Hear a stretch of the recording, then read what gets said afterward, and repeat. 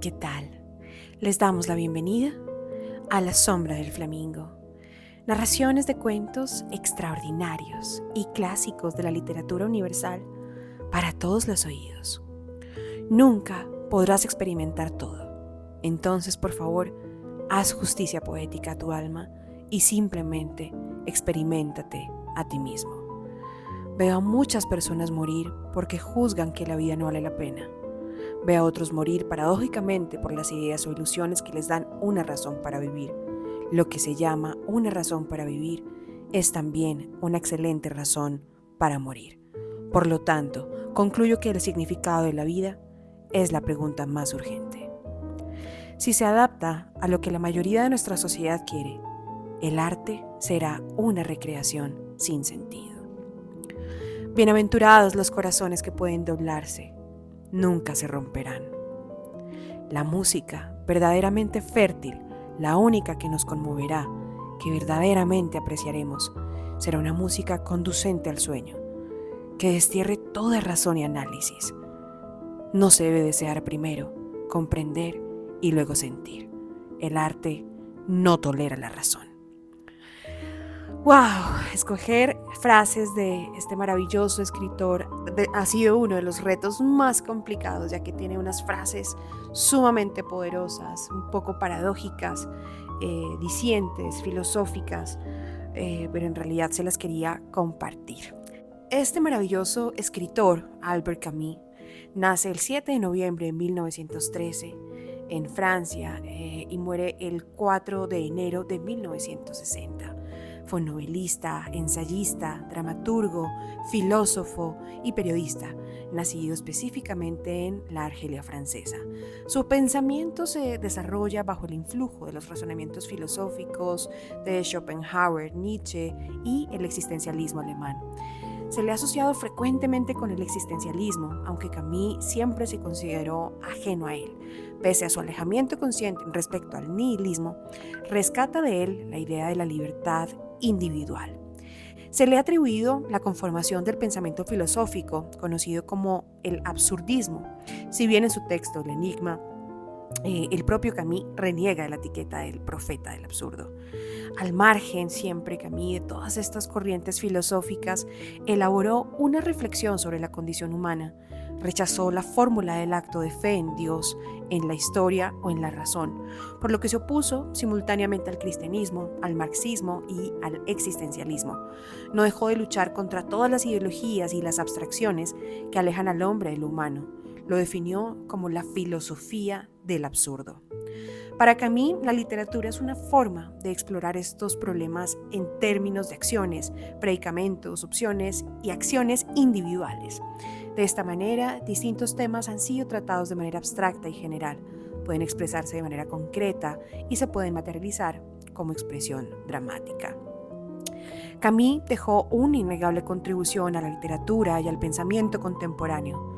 Su obra refleja profundamente lo relacionado a la condición humana, la libertad y la responsabilidad individual, destacándose novelas como El extranjero y La peste, la narración que nos convoca justamente el día de hoy. Además, su influencia se extendió a la filosofía, la política, el arte, convirtiéndolo en una figura fundamental, cuyo legado aún perdura. Tardaríamos horas hablando de este maravilloso personaje. Como una de sus obras principales, El revés y el derecho, El mito de Sísifo, El hombre rebelde, reflexiones sobre la guillotina, La muerte feliz, El primer hombre, cuentos como El exilio y el reino, en teatro Calígula, El malentendido, El estado de sitio, Los justos. Bueno, en fin, yo creo que es uno de los artistas o de los escritores cuya obra más se extiende y más continúa contribuyendo al legado actual de la literatura universal. Siendo así, sin más preámbulo, me encantaría continuar hablándoles de este maravilloso escritor, pero el día de hoy, en esta oportunidad, nos convoca el resumen realizado por el señor Rafael Méndez Bernal de La peste, Albert Camus.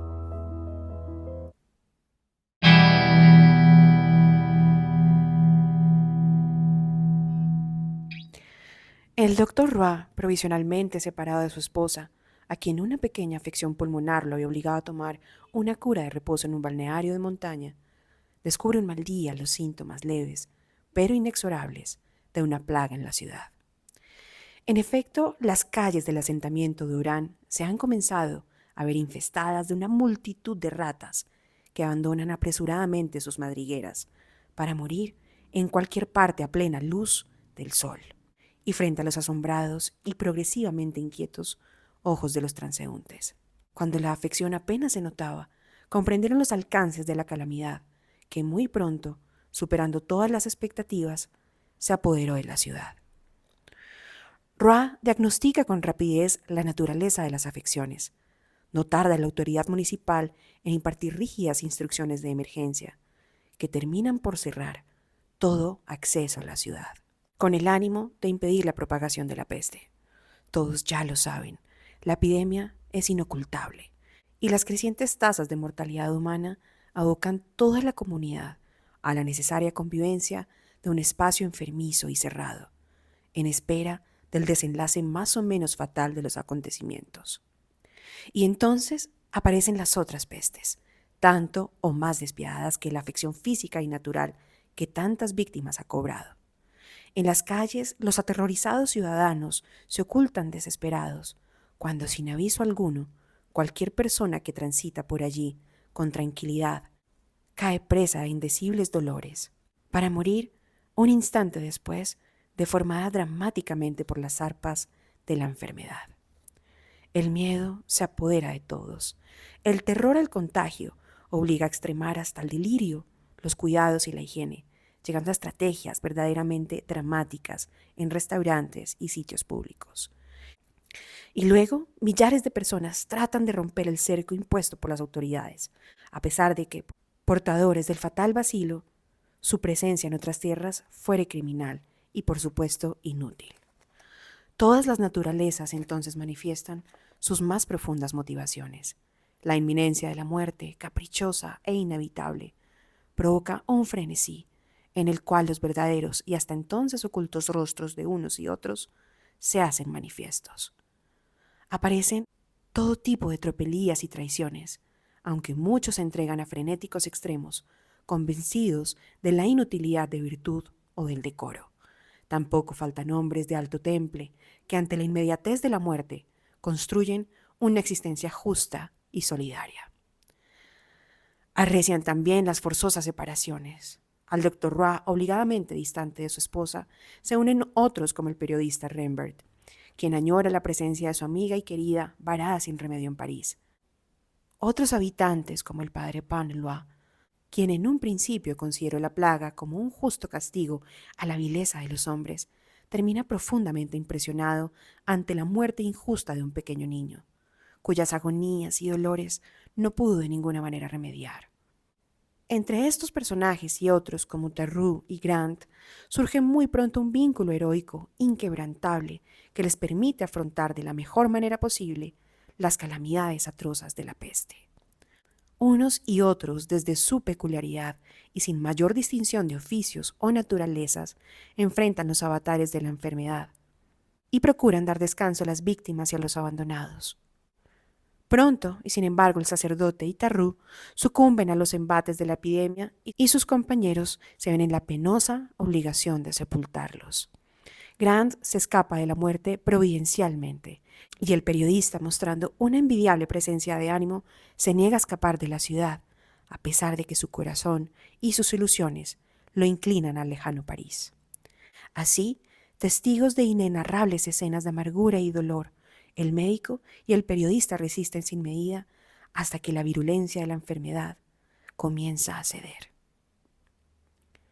En efecto, las tasas de mortalidad han descendido y en algún momento las autoridades, aliviadas por la desaparición de la enfermedad, deciden abrir de nuevo las puertas de Orán. Se realizan entonces múltiples anhelados encuentros de seres que sufrieron la separación como un infierno, pero a pesar de sus expectativas, otros como el doctor Roy se encuentran con la dolorosa noticia de la muerte de sus seres amados. Sin embargo, el corazón de todos los hombres ha cambiado. La cercanía de la muerte ha logrado templar sus ánimos hasta lo indecible. Roa acepta estoicamente el deceso de su amada mujer y sin tregua alguna, porque los enfermos no tienen vacaciones, se reintegra a su quehacer profesional, no sin antes confesarse autor de estas memorias y manifestar orgulloso y apasionado que a pesar de toda la oscuridad y la desgracia, existen hombres capaces de sobrellevar dignamente su destino y comprobar que en la naturaleza humana existen más motivos de admiración que de desprecio. Fin.